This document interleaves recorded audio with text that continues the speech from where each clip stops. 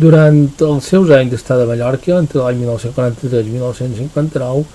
l'actuació i la figura de Sancho Guarner va ser importantíssima per a la cultura de l'illa. Va ser important per ell perquè va col·laborar amb en Moll a la redacció del diccionari i els seus coneixements eren molt valuosos i això va afavorir que el diccionari tirés endavant amb més rapidesa. Moll el va saber aprofitar molt bé,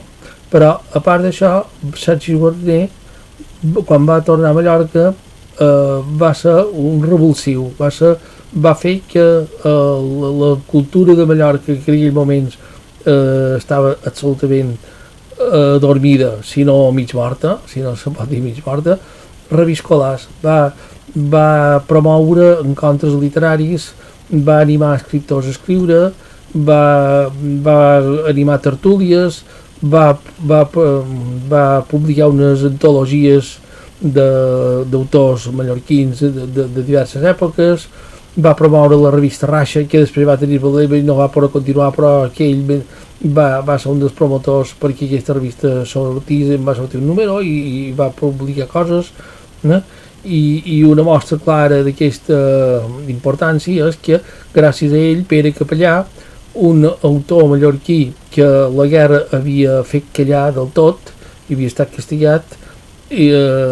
va tornar a la seva activitat com a dramaturg,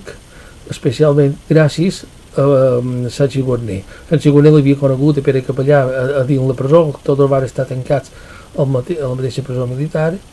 i quan va tornar a Mallorca el va cercar, va anar al poble on vivia, que era Montuïri, i el va animar una altra vegada a escriure. En Pere Capellà li va fer cas i així va tornar a ser un dramaturg important i les seves obres van ser de les més importants d'aquells anys 50 i principis dels 60 a Mallorca, els anys 40 i 50 a Mallorca, ben dit.